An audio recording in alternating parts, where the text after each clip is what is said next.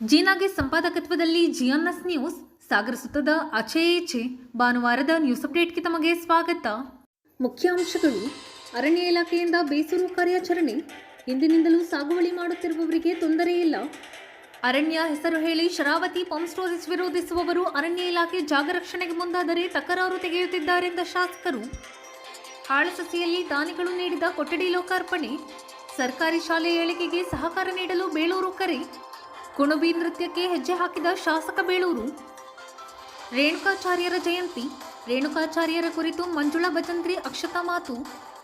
ವಿವಿಧ ಬೇಡಿಕೆ ಈಡೇರಿಕೆಗೆ ಒತ್ತಾಯಿಸಿ ವೈದ್ಯ ಸಿಬ್ಬಂದಿಗಳ ಪ್ರತಿಭಟನೆ. ಬೇಡಿಕೆ ಈಡೇರಿಕೆಗೆ ಡಾಕ್ಟರ್ ನಾಗೇಂದ್ರಪ್ಪ ವಿಜಯಮ್ಮ ಒತ್ತಾಯ. ಸಂಪನ್ನಗೊಂಡ ಇಕ್ಕೇರಿ ಅಘೋರೀಶ್ವರ ರಥೋತ್ಸವ. ಈಗ ಸುದ್ದಿಯ ವಿವರ. ಒಂದು ಕಡೆ ಪರಿಸರ ನಾಶವಾಗುತ್ತದೆ, ಪಂಪ್ ಸ್ಟೋರೇಜ್ ಬೇಡ ಎನ್ನುವ ಬಿಜೆಪಿಯವರು ಅರಣ್ಯ ಉಳಿಸಲು ಪ್ರಯತ್ನಿಸುತ್ತಿರುವ ಅರಣ್ಯ ಇಲಾಖೆ ಕಾರ್ಯಕ್ಕೆ ಅಡ್ಡಿ ಉಂಟು ಮಾಡುತ್ತಿದ್ದಾರೆ. ರಾಜಕೀಯ ಬೇಳೆ ಬೇಯಿಸಿಕೊಳ್ಳಲು ಇಂತಹ ಇಬ್ಬಗೆ ನೀತಿ ಸರಿಯಲ್ಲ ಎಂದು ಶಾಸಕ ಹಾಗೂ ಅರಣ್ಯ ಕೈಗಾರಿಕಾ ಅಭಿವೃದ್ಧಿ ನಿಗಮದ ಅಧ್ಯಕ್ಷ ಗೋಪಾಲಕೃಷ್ಣ ಬೇಳೂರು ತಿಳಿಸಿದ್ದಾರೆ. ಸಾಗರದ ಪ್ರವಾಸಿ ಬಂದಿರದಲ್ಲಿ ಭಾನುವಾರ ಪತ್ರಕರ್ತರ ಜೊತೆ ಅವರು ಮಾತನಾಡುತ್ತಿದ್ದರು. ಪಂಪ್ ಸ್ಟೋರೇಜ್ ಆಗ್ತದೆ ಅಂತೇಳಿ ಫಾರೆಸ್ಟ್ ಹೋಗುತ್ತೆ, ಈಗ ಪರಿಸರ ಹಾಳಾಗುತ್ತೆ ಅಂತ ಹೇಳಿ ಭಾಳ ಜನ ಇವತ್ತು ಅದನ್ನು ನಿಲ್ಸೋಕ್ಕೆ ಹೋರಾಟ ಮಾಡಿದರೆ ಇವರಲ್ಲ. ಈಗ ಇಲ್ಲಿ ನೋಡಿದ್ರೆ ಫಾರೆಸ್ಟ್ ಇಲಾಖೆ ಟ್ರಂಚ್ ಹೊಡೆದ್ರೆ ಫಾರೆಸ್ಟ್ ಬೇಡ ಅನ್ನೋದು ಪದ್ಧತಿ ಬಂದಿದೆ. ಅದರಿಂದ ಇವೆಲ್ಲ ರಾಜಕೀಯ ಮಾಡೋದು ಬಿಡಬೇಕು. ಆದರೆ ಫಾರೆಸ್ಟನ್ನು ಉಳಿಸುವ ವ್ಯವಸ್ಥೆಯಲ್ಲಿ ಸರ್ಕಾರ ಏನು ತೀರ್ಮಾನ ಮಾಡುತ್ತೋ ಅದು ಟ್ರಂಚ್ ಹೊಡೆಯೋದನ್ನ ಹೊಡೆತೀವಿ. ಅವ್ರದ್ದೇ ಜಾಗ ಅಂತ ಆದರೆ ನಾವು ಅದು ಬಿಡೋದಿಲ್ಲ. ರೆವಿನ್ಯೂ ಆದರೂ ಇಟ್ಕೊಳ್ಳಿ, ಅವ್ರು ನಾವೇನು ಇದು ಮಾಡಲ್ಲ. ಫಾರೆಸ್ಟ್ ಜಾಗ ಅಂತ ಹೇಳಿದಾಗ ಅವ್ರು ಮಾಡಲೇಬೇಕಲ್ಲ, ಅದನ್ನು ಅವ್ರು ಮಾಡಿದ್ದಾರೆ. ಅದೇನಾದ್ರು ಹೆಚ್ಚು ಕಮ್ಮಿ ಆದರೆ ಅದು ಸರಿಯಾಗಿ ನೋಡೋಣ. ಅದನ್ನು ಹೋಗಿ ಗದ್ದಲ ಎಬ್ಬಿಸಿ ನಾನೇ ಲೀಡ್ರು ಅನ್ನೋ ರೀತಿಯಲ್ಲಿ ಬಿಂಬಿಸೋದಿದೆಯಲ್ಲ, ಇದು ಬಿಡಬೇಕಿದು ಅಷ್ಟೇ. ಅವ್ರನ್ನ ಯಾರು ನಾವು ತೆರವುಗೊಳಿಸಿಲ್ಲ. ಅದು ಎಡೆಮನೆದು ಅದು ಸ್ವಲ್ಪ ಅವರಲ್ಲೇ ಗೊಂದಲ ಆಗಿದೆ. ನಾವು ಆ ಕಡೆ ಹೋಗ್ಬೇಕು, ಈ ಕಡೆ ಹೋಗ್ಬೇಕು ಮಾಡ್ತಾ ಇದ್ದಾರೆ. ಅದರಿಂದ ಅವರು ಒಂದು 2 ಜನ ಬಿಟ್ಟು ಹೋಗಿದ್ದರಿಂದ ನಾವು ಬೇಡ ಅಂತಿದ್ದಕ್ಕೆ ಅವ್ರು ಹೋಗಿ ತೆರವುಗೊಳಿಸೋಕೆ ಹೋಗಿದ್ದಾರೆ, ಬಿಟ್ಟರೆ ಬೇರೆ ಏನಿಲ್ಲ. ಅವ್ರಿಗೆ ನಾವು ತೆರವುಗೊಳಿಸೋ ಅವಶ್ಯಕತೆ ಇಲ್ಲ. ಬೇಕಾದ್ರೆ ಅಲ್ಲೇ ಇರೋದು ಅಲ್ಲೇ ಇರಲಿ, ಅವ್ರಿಗೆ ಮೂಲ ಸೌಕರ್ಯ ಏನು ಬೇಕಾದರೂ ಅಲ್ಲಿ ಕಳಿಸ್ಬಿಟ್ಟು ಕೊಡ್ತೀವಿ ಅಷ್ಟೇ. ಮತ್ತು ನಾವೇನು ಮಾಡಿ ಮತ್ತು ಹೊಸ ಜಾಗ ನಮ್ಮ ಹತ್ರ ಕೊಡೋಕ್ಕೂ ಆಗೋದಿಲ್ಲ, ಕೊಡಲಿಕ್ಕೂ ಆಗೋದಿಲ್ಲ. ಅವ್ರು ಅಲ್ಲೇ ಇದ್ದು ಅವ್ರಿಗೇನು ಮೂಲ ಸೌಕರ್ಯ ಬೇಕು ಕೊಡಿಸ್ತೀವಿ ಅಷ್ಟೇ. ಶಾಸಕರ ಹುಟ್ಟುಹಬ್ಬದಲ್ಲಿ ಬರುವಂಥದ್ದು ಇದೆಲ್ಲ ಸಹಜ ಇರುತ್ತೆ. ಆದರೆ ಅದನ್ನು ರಾಜಕೀಯವಾಗಿ ಬಿಂಬಿಸುವಂಥ, ಈಗ ನನ್ನ ಹುಟ್ಟಿದ ಹಬ್ಬಕ್ಕೆ ಎಷ್ಟೋ ಜನ ಬರ್ತಾರೆ, ಹಂಗಂತೇಳಿ ರಾಜಕೀಯ ಬಿಂಬಿಸೋಕ್ಕಾಗತ್ತಾ? ಅದು ಬರೋಲ್ಲ. ಅದೆಲ್ಲರೂ ಬರ್ತಾರೆ, ಮುಖ್ಯಮಂತ್ರಿ ಕಡೆಯವರು ಬರ್ತಾರೆ, DCM ಕಡೆಯವರು ಬರ್ತಾರೆ, ಎಲ್ಲರೂ ಬರ್ತಾರೆ, ಪರಮೇಶ್ವರ್ ಕಡೆಯವರು ಬರ್ತಾರೆ, ಜಾರಕಿಹೊಳಿ ಕಡೆಯವರು ಬರ್ತಾರೆ. ಇದು ರಾಜಕೀಯ ಮಾಡುವಂಥದ್ದಲ್ಲ. ಇದನ್ನು ಸುಮ್ಮನೆ ರಾಜಕೀಯವಾಗಿ ಬಿಂಬಿಸೋದು ತಪ್ಪಾಗುತ್ತೆ. ಸ್ವಲ್ಪ ಅರ್ಥೈಸಿಕೊಡಬಾರ್ದು ನಾನು ಅನಿಸಿದೆ. ಸರ್ಕಾರಿ ಶಾಲೆ ಪೋಷಕರಿಗೆ ಹೊರೆಯಲ್ಲ, ಎಲ್ಲವೂ ಉಚಿತವಾಗಿ ಮಕ್ಕಳಿಗೆ ಸಿಗುತ್ತಿದ್ದು ಮಕ್ಕಳು ಉತ್ತಮ ಫಲಿತಾಂಶ ತರುವತ್ತ ಗಮನ ಹರಿಸಬೇಕು ಎಂದು ಶಾಸಕ ಹಾಗೂ ಅರಣ್ಯ ಕೈಗಾರಿಕಾ ಅಭಿವೃದ್ಧಿ ನಿಗಮದ ಅಧ್ಯಕ್ಷ ಗೋಪಾಲಕೃಷ್ಣ ಬೇಳೂರು ತಿಳಿಸಿದರು. ಸಾಗರ ತಾಲೂಕಿನ ಹಾಳಸಸಿ ಹಿರಿಯ ಪ್ರಾಥಮಿಕ ಶಾಲೆಯಲ್ಲಿ ದಾನಿಗಳ ನೆರವಿನಿಂದ ನಿರ್ಮಿಸಿದ 3 ಆಧುನಿಕ ಕೊಠಡಿಯನ್ನು ಲೋಕಾರ್ಪಣೆ ಮಾಡಿ ಅವರು ಮಾತನಾಡುತ್ತಿದ್ದರು. ಶಾಲಾಭಿವೃದ್ಧಿ ಸಮಿತಿ ಅಧ್ಯಕ್ಷ ಪ್ರಸಾದ್ ಕಾರ್ಯಕ್ರಮದ ಅಧ್ಯಕ್ಷತೆ ವಹಿಸಿದ್ದರು. ಕ್ಷೇತ್ರ ಶಿಕ್ಷಣಾಧಿಕಾರಿ ಸದಾನಂದ ಸ್ವಾಮಿ, KDP ಸದಸ್ಯ GT ಸತ್ಯನಾರಾಯಣ್, ನೀಲೇಂದ್ರ ಜೈನ್, ನಾಗರಾಜ್ ಬೊಬ್ಬಿಗೆ, ದೇವರಾಜ್, ರಾಜು, ಜಾಕಿ ಗಣೇಶ್, ಉಮಾ ನಾಗೇಂದ್ರ, ಜ್ಯೋತಿ, ಮಂಜುನಾಥ್ ಬೇಸೂರು, ರವಿ ಅಳೂರು, ಚಂದ್ರಪ್ಪ ಅಳೂರು ಇನ್ನಿತರರು ಹಾಜರಿದ್ದರು. ಮತ್ತು ಆರ್ಥಿಕ ಮಟ್ಟ ಏನಾಗಿದೆ, ಹಿಂದೆ ಬಹಳ ಏನು ಅಷ್ಟೊಂದು ಈ ಭಾಗದ ಜನರಿಗೆ ಅಷ್ಟೊಂದು ಆರ್ಥಿಕ ಮಟ್ಟ ಚೆನ್ನಾಗಿರ್ಲಿಲ್ಲ, ಸ್ವಲ್ಪ ಇದರಲ್ಲಿದ್ರು. ಈಗ ಏನಾಗಿದೆ, ಬರ್ತಾ ಬರ್ತಾ ಈಗ ಮಗ ದುಡಿತಾ ಇದ್ದಾನೆ, ಅಪ್ಪ ದುಡಿತಾನೆ. ನಮ್ಮ ಅಕ್ಕ ತಂಗಿಯರಂತೂ ಶ್ರೀ ಶಕ್ತಿ ಸ್ವಸಹಾಯ ಸಂಘ ಮಾಡಿ ಒಂದಿಷ್ಟೆಲ್ಲ ಚೆನ್ನಾಗಿ ದುಡ್ಡೆಲ್ಲ ಮಾಡಿದ್ದಾರೆ ಈಗೆಲ್ಲ. ಹಾಗಾಗಿ ಈಗ ಒಂದಿಷ್ಟು ಜನರಿಗೆ ಏನಾಗಿದೆ ಅಂದ್ರೆ, ಸರ್ಕಾರಿ ಶಾಲೆಗೆ ಅಂತ ಕಳಿಸ್ಬೇಕಾ, ನಾವು ಒಳ್ಳೆ ಇದಾಗಿದೆ ಅಂತೇಳಿ ಆರ್ಥಿಕ ಸ್ವಲ್ಪ ದುಡ್ಡು ಬಂದ ಮೇಲೆ ಸ್ವಲ್ಪ ಪ್ರೈವೇಟ್ ಶಾಲೆಗೆ ಮನೆ ಬಾಗಿಲಿಗೆ ಬಸ್ ಬರುತ್ತೆ, ಗಾಡಿ ಬರುತ್ತೆ ಅಂತ ಕಳಿಸುವಂತ ಭಾವನೆ ಇಟ್ಕೊಂಡ್ಬಿಟ್ಟಿದ್ದಾರೆ. ಆದ್ರೆ ಸರ್ಕಾರಿ ಶಾಲೆ ಇವತ್ತು ವಿದ್ಯಾರ್ಥಿಗಳಿಗೆ ಯಾರಿಗೂ ಹೊಣೆ ಆಗೋದಿಲ್ಲ. ಯಾವ ಬಡ ವ್ಯಕ್ತಿಗಳಿದ್ದಾರೆ, ಕೂಲಿ ಕಾರ್ಮಿಕರಿದ್ದಾರೆ, ಸಾಮಾನ್ಯ ವ್ಯಕ್ತಿಗಳಿದ್ದಾರೆ, ಅವ್ರ ಮಕ್ಕಳಿಗೆ ಯಾವುದೇ ಹೊರೆ ಆಗೋದಿಲ್ಲ. ಯಾಕಂದ್ರೆ ನಮ್ಮಲ್ಲೆಲ್ಲ ಫ್ರೀ ಎಜುಕೇಶನ್. ಬಹುಶಃ ನಿಮ್ಗೆ ಗೊತ್ತಿರ್ಬೋದು, ಪಾಠ್ಯ ಪುಸ್ತಕದಿಂದ ಎಲ್ಲ ಪ್ರತಿಯೊಂದು ಬಿಸಿ ಊಟ. ಈಗ ಮಕ್ಕಳಿಗೆ ಪೌಷ್ಟಿಕ ಆಹಾರ ಕೊರತೆ ಆಗ್ಬಾರ್ದು ಅಂತೇಳಿ ರಾಜ್ಯದ ಮುಖ್ಯಮಂತ್ರಿಗಳು, ಉಪಮುಖ್ಯಮಂತ್ರಿಗಳು ಈ ಬಿಸಿ ಊಟದ ಜೊತೆಗೆ ಮೊಟ್ಟೆ, ಅದ್ರ ಜೊತೆಗೆ ಬಾಳೆಹಣ್ಣು, ಚುಕ್ಕೆ, ಇನ್ನೂ ಒಂದು ರಾಗಿ ಮಾಲ್ಟು ಕೊಡೋ ಮೂಲಕ ಆ ಮಕ್ಕಳಿಗೆ ಸಹಕಾರವನ್ನ ಇವತ್ತು ರಾಜ್ಯ ಸರ್ಕಾರಗಳು ನಾವು ಕೊಟ್ಟಿದ್ದೀವಿ. ಹೀಗೆ ಜನಪರವಾದಂತ ಕಾಳಜಿ ಇಟ್ಕೊಂಡು ಒಂದು ಸರ್ಕಾರಗಳು ಮಾಡಿದಾಗ ಬಹುಶಃ ಈ ದೇಶದ ಬದಲಾವಣೆ ಕಾಣ್ಲಿಕ್ಕೆ ಸಾಧ್ಯ ಆಗುತ್ತೆ. ನೀವು ನಾವು ಓದ್ಬೇಕಾದ್ರೆ ತಾವೆಲ್ಲರೂ ಗೊತ್ತಿದೆ ನಿಮ್ಗೆ, ನಾವು ಓದ್ಬೇಕಾದ್ರೆ ಆ ಶಿಕ್ಷಣದ ಇದು ಹೇಗಿತ್ತು ಅಂದ್ರೆ ಅಬ್ಬಬ್ಬಬ್ಬ ಬಹುಶಃ ಇವರಿಗೆಲ್ಲ ಗೊತ್ತಿದೆ, ಎಲ್ಲರಿಗೂ ಗೊತ್ತಿದೆ. ಅವತ್ತಿನ ಶಿಕ್ಷಣಕ್ಕೂ ಇವತ್ತಿನ ಶಿಕ್ಷಣವು ಬಹಳ ವಿಚಿತ್ರವಾಗಿದೆ. ಇವತ್ತು ನೋಡಿ ಮಕ್ಕಳೇ ನಿರೂಪಣೆ ಮಾಡ್ತಾರಂದ್ರೆ ನಮ್ಮ ವಯಸ್ಸಿಗೆ ನಿರೂಪಣೆ ಎಲ್ಲ ನಾವು ಶಾಲೆಗೆ ಹೋಗ್ತಿದ್ವಿ ಅಲ್ಲ ಆ ಟೈಮಲ್ಲಿ ಅನ್ಸಿದ್ರೆ ಕೈ ಹಿಂಗ್ ತರ್ಬೇಕು ಅನ್ನೋರಂತೆ. ಅವ್ನ ಉದ್ದ ಕೈ ಆದ್ರೂ ಪರವಾಗಿಲ್ಲ, ನಮ್ದಂತ ಗಿಡ್ಡ ಕೈ ಆದ್ರೆ ಅವ್ನು ನಮ್ ಶಾಲೆಗೆ ಇಲ್ಲ ನನಗೆ ಗೊತ್ತಿಲ್ಲ. ಆ ಕಾಲ ಹಂಗಿತ್ತು, ಅಂತ ಪರಿಸ್ಥಿತಿ ಯಾವತ್ತಿನ ದಿನ. ಆಗ ಹಾಗೆ ಅಂತ ಕಾಲದಲ್ಲೂ ಸಹ ನಮ್ಮ ತಂದೆ ತಾಯಿಗಳು ನಮ್ಗೆ ಶಾಲೆಗೆ ಕಳಿಸಿದ್ರು ಅಂದ್ರೆ ಇವತ್ತಿನ ದಿನ ಹೇಗಿರ್ಬೋದು ಯೋಚನೆ ಮಾಡ್ಬೇಕು. ಹಾಗಾಗಿ ನಾನು ಜಾಸ್ತಿ ಮಾತಾಡಲ್ಲ. ಜನಗಳು ಹಾಕೊಂಡಿದ್ದಾರೆ, ಕಾಂಪೌಂಡ್ ಅನ್ನ ರೆಡಿ ಮಾಡ್ಬೇಕಂತ ಇದೆ, ರಂಗಮಂದಿರ ಕೊಡ್ಬೇಕಂತ ಇದ್ದಾರೆ, ಆಮೇಲೆ ಒಂದು ಬಸ್ ಬಿಡ್ಬೇಕು ಅಂತ ಇದ್ದಾರೆ, ಇಂಟರ್ಲಾಕ್ ಹಾಕ್ಬೇಕಂತ ಇದ್ದಾರೆ, ಹಾಗೆ ನೂತನ ಶೌಚಾಲಯ ಮಾಡ್ಬೇಕಂತ ಇದ್ದಾರೆ. ಹಲವಾರು ಯೋಜನೆಗಳು ಹಾಕೊಂಡಿದೆ. ಅಪ್ಪ ಮಕ್ಕಳೇ, ನೀವೇ ಪುಣ್ಯವಂತರ ಕಂಡ್ರು, ನಿಮ್ಮೊಂದು ಯಾರೂ ಇಲ್ಲ. ಈ ಸದ್ಯದಲ್ಲಿ ಪ್ರೈವೇಟ್ ಶಾಲೆಯವರು ಈ ತರ ಕಾಣ್ಲಿಕ್ಕೆ ಸಾಧ್ಯನೇ ಇಲ್ಲ. ಅಧ್ಯಕ್ಷ, ನೀನು ಪುಣ್ಯವಂತ ಕಣ. ನಿನ್ನ ಅವಧಿಯಲ್ಲೇ ಇಷ್ಟು ಸುಂದರವಾಗಿ ಒಳ್ಳೆ ಸಿಕ್ಕಿದೆ. ಈ ಹೆಡ್ ಮಾಸ್ಟ್ರಿಗೂ ಖುಷಿ ಆಗಿದೆ, ಚಂದ್ರಪ್ಪಗೂ. ಚಂದ್ರಪ್ಪ ನೆಲದಲ್ಲೇ ಇಲ್ಲ ಈಗ. ಹಾರ ಇಲ್ಲಿಂದ ಅಲ್ಲಿ ಹಾರ, ಜೊತೆಗೆ ಬೆಂಚ್ಗಳಲ್ಲಿ ಹೇಗಿದ್ದವು. ಇಷ್ಟೆಲ್ಲ ವ್ಯವಸ್ಥೆ ಯಾವ ಕಾನ್ವೆಂಟ್ ಶಾಲೆಗೂ ಸಿಗೋದಿಲ್ಲ, ಅಷ್ಟು ಚೆನ್ನಾಗಿದೆ. ಆ ಮಕ್ಕಳು ಹಂಗೆ ಇದಾರಪ್ಪ. ಫಸ್ಟ್ ಬಂದ ಒಂದು ಡ್ಯಾನ್ಸ್ ನೋಡಿದ್ವಿ, ಅರ್ದು ಕುಡಿದು ಬಿಟ್ರು. ಈಗ ನೋಡಿದ್ರೆ ನಿರೂಪಣೆ ಅಬ್ಬಾ.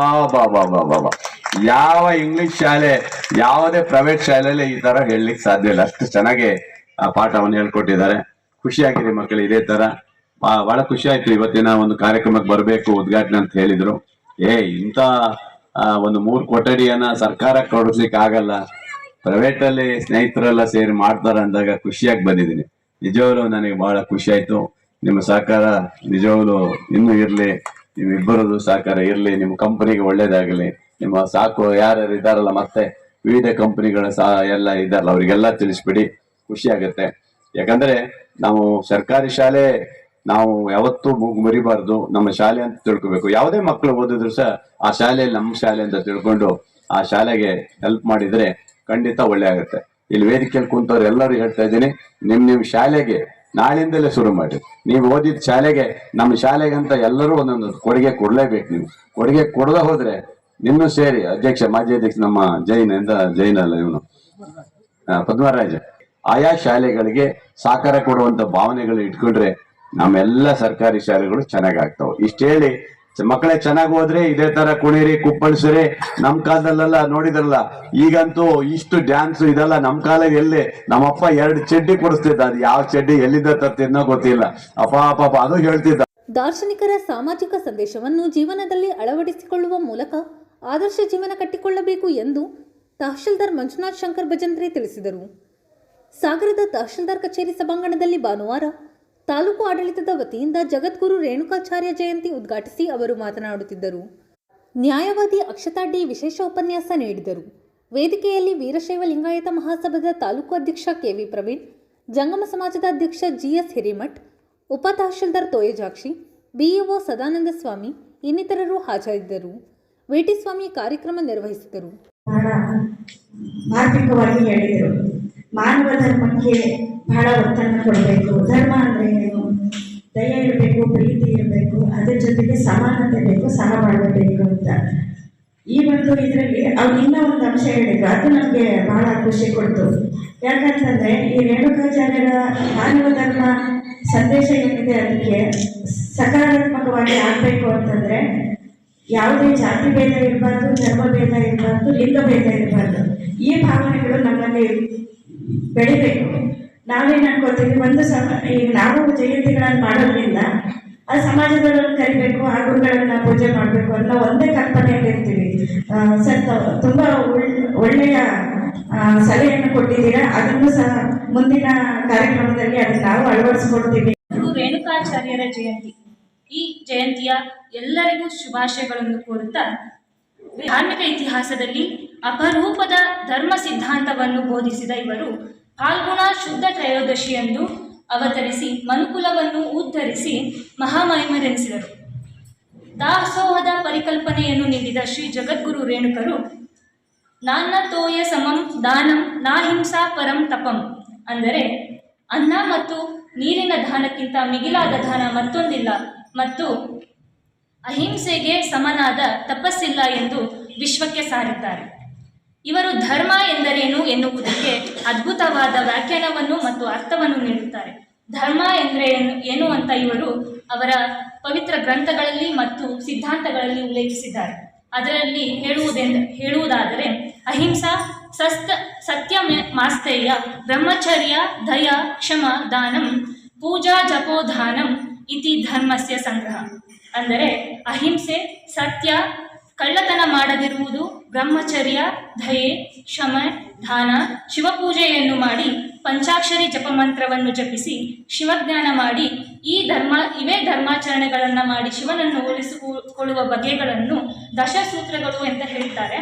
ಈ ದಶಸೂತ್ರಗಳನ್ನೇ ಸದಾಚಾರಗಳು ಅಂತಲೂ ಕರೀತಾರೆ.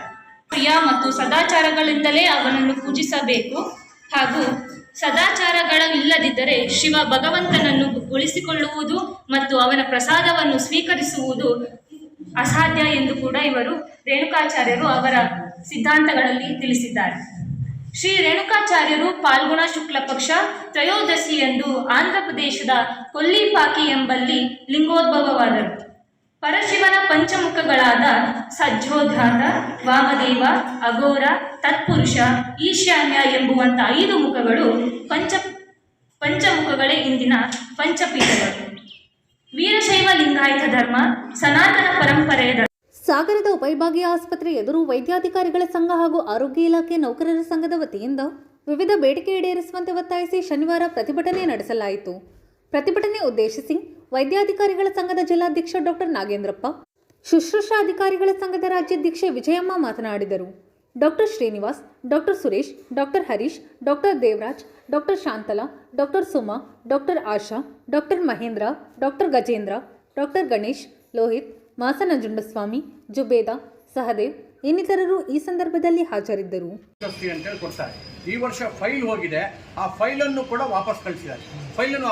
ಅಂದರೆ ಈ ಬಹಳ ದೊಡ್ಡ ಈ IAS ಆಫೀಸರ್ಗಳಿಗೆ ಏನಾಗಿದೆ ಅಂದರೆ ತಾವೊಬ್ಬರು ಮಾತ್ರ ಸರ್ವಶ್ರೇಷ್ಠ, ಇನ್ನೆಲ್ಲರೂ ಕೂಡ ಸರಿ ಇಲ್ಲ ಅನ್ನುವಂಥ ಫಸ್ಟು ಆ ತಲೆ ಅಹಮ್ಮು ಅವ್ರು ತೆಗೆದುಹಾಕಿದರೆ ಮತ್ತು ಎಲ್ಲ ವೃಂದದವರು ಈಗ 16 ಸಭೆ ಆಗಿದೆ. ನಿಮ್ಗೆ ಗೊತ್ತಿರಲಿ, ಹರ್ಷಗುಪ್ತ ಸಾಹೇಬ್ರನ್ನ ಮೊಟ್ಟ ಮೊದಲಿಗೆ ಅವರಿಗೆ ಒಂದು ಪತ್ರ ಬರೆದು ನಾವು ಭೇಟಿ ಮಾಡೋಂಥ ಸಂದರ್ಭದಲ್ಲಿ ಇಡೀ ಆರೋಗ್ಯ ಇಲಾಖೆ ಸಮಸ್ಯೆಗಳನ್ನು ಎಲ್ಲ ಬಿಡಿಯಾಗಿ ಅವರನ್ನು ನಾನು ಅವ್ರಿಗೆ ಮನವರಿಕೆ ಮಾಡಿಕೊಂಡೆ.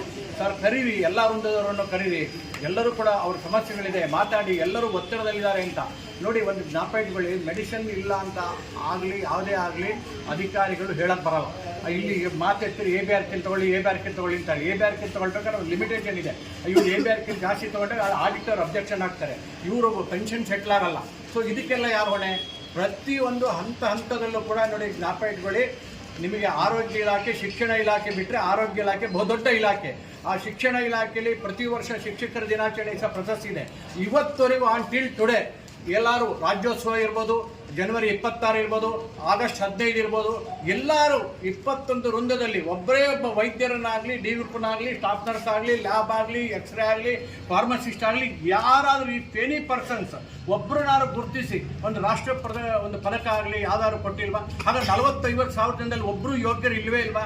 ಅಂದರೆ ಈ ಆರೋಗ್ಯ ಇಲಾಖೆನ ಒಂಥರ ಮಲತಾಯಿ ಧೋರಣೆ ಹಂಗೆ ಕಾಣ್ತಾ ಇದ್ದಾರೆ. ಯಾಕೆ ಅಂತಂದರೆ ಇವರು ಏನು ಮುಷ್ಕರ ಮಾಡೋಕ್ಕಾಗಲ್ಲ, ಯಾಕೆಂದರೆ ಸಾರ್ವಜನಿಕರನ್ನ ಎತ್ಕಡ್ತಾರೆ, ಬೇರೆ ಎತ್ಕಡ್ತಾರೆ. ಹಾಗಾಗಿ ಈ ಸಲ ಏನಾಗಿದೆ ಅಂದರೆ ಎಲ್ಲರೂ ನೊಂದಿ ಅಂದರೆ ಈ ಸಹನೆಯನ್ನು ದೌರ್ಬಲ್ಯ ಅಂತ ತಿಳ್ಕೊಳ್ಳೋದು ಬೇಡ. ದಯಮಾಡಿ ಮಾನ್ಯ ಪ್ರಿನ್ಸಿಪಲ್ ಸೆಕ್ರೆಟರಿ ನಾನು ಮತ್ತೊಮ್ಮೆ ಪ್ರಾರ್ಥನೆ ಮಾಡ್ತಾ ಇದ್ದೀನಿ, ದಯಮಾಡಿ ತಾವು ಸಪ್ರತಿಷ್ಠೆಯನ್ನು ಬಿಟ್ಟು ಎಲ್ಲ ವೃಂದದವರನ್ನು ಮಾತುಕತೆ ಕರೆದು ಪ್ರತಿಯೊಂದು ಸಮಸ್ಯೆಗೂ ಪರಿಹಾರ ಇದ್ದೇ ಇದೆ. ಇದರಲ್ಲಿ ಯಾರೂ ಕೂಡ ಫೈನಾನ್ಷಿಯಲ್ ಬೆನಿಫಿಟ್ ಏನು ಯಾರೂ ಕೇಳ್ತಾ ಇಲ್ಲ.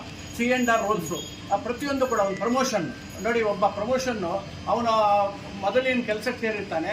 ಈಗ ಅದೇ ಶಿಕ್ಷಣ ಇಲಾಖೆಲಾಗಲಿ, ಕಂದಾಯ ಇಲಾಖೆಯಲ್ಲಿ ನೋಡಿ, ಒಬ್ಬ ಕಂದಾಯ ಇಲಾಖೆಯಲ್ಲಿ ಒಬ್ಬ D ಗ್ರೂಪ್ ಸೇರಿದವನು ಅವನು ಹೋಗ್ತಾ ತಹಸೀಲ್ದಾರ್ ಆಗ್ತಾನೆ. ಆ ತಹಸೀಲ್ದಾರ್ ಎದುರುಗಡೆ ನಮ್ಮ ಮೆಡಿಕಲ್ ಆಫೀಸರ್ ಹೋಗಿ ಅಲ್ಲಿ ಕೆಳಗಡೆ ಕೂತ್ಕೋಬೇಕು ಅಂತ ನಮ್ಮ ಆರೋಗ್ಯ ಇಲಾಖೆ ದುರ್ದೈವ. ಭಾಳ ಒಂಥರ ನೋವಿನಲ್ಲಿ ನಾವು ಇದ್ದೀವಿ. ಹಾಗಾಗಿ ಮತ್ತೊಮ್ಮೆ ಇವತ್ತು ದಿನೇಶ್ ಗುಂಡೂರಾವ್ ಸಾಹೇಬರು ಕೂಡ ಇವತ್ತು ಸಿದ್ದಾಪುರಕ್ಕೆ ಹೋಗೋರಿದ್ದಾರೆ, ಅಲ್ಲೂ ಕೂಡ ಅವರನ್ನು ಭೇಟಿ ಮಾಡಿ ಅವರಿಗೆ ಹೇಳುವಂಥ ಪ್ರಯತ್ನ ಮಾಡ್ತೀವಿ. ದಯಮಾಡಿ ನಾವು ಮಾಧ್ಯಮ ಮುಖಾಂತರ ಸಾರ್ವಜನಿಕರಿಗೆ ಪ್ರಾರ್ಥನೆ ಮಾಡೋದಿಷ್ಟೇ, ದಯಮಾಡಿ ಆರೋಗ್ಯ ಇಲಾಖೆಯ ಕಷ್ಟ.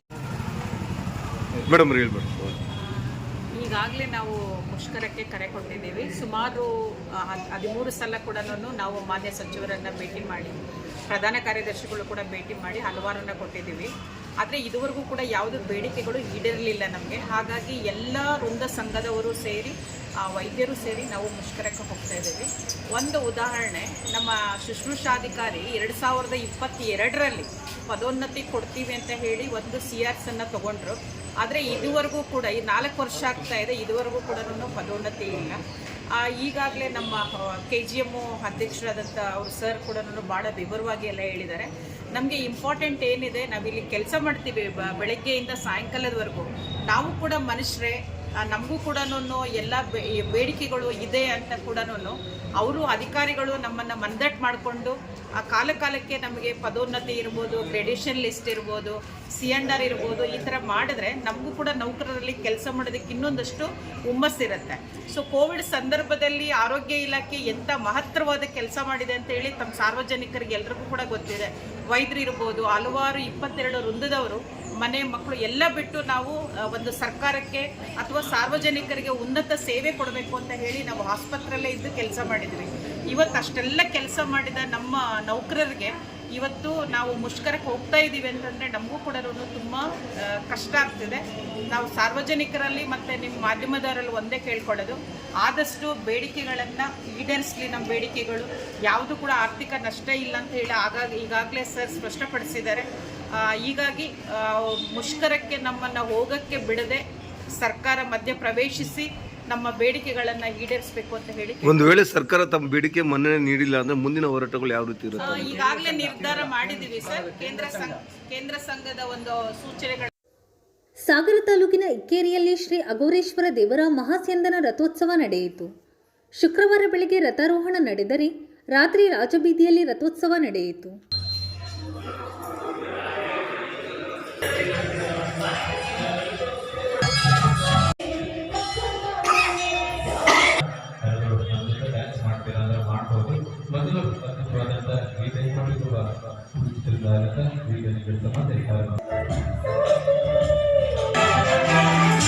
ನಿನ್ನ ಹಾಗೆ ಆರು ಬೇರೆ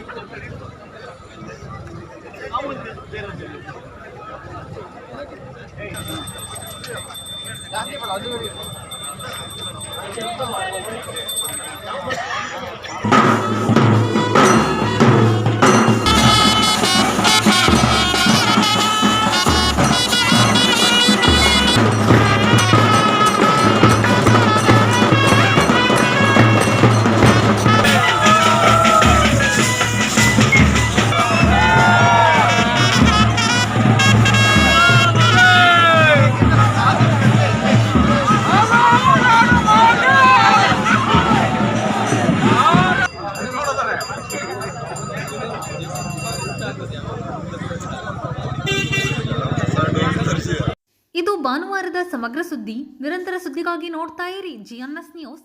ನಮಸ್ಕಾರ.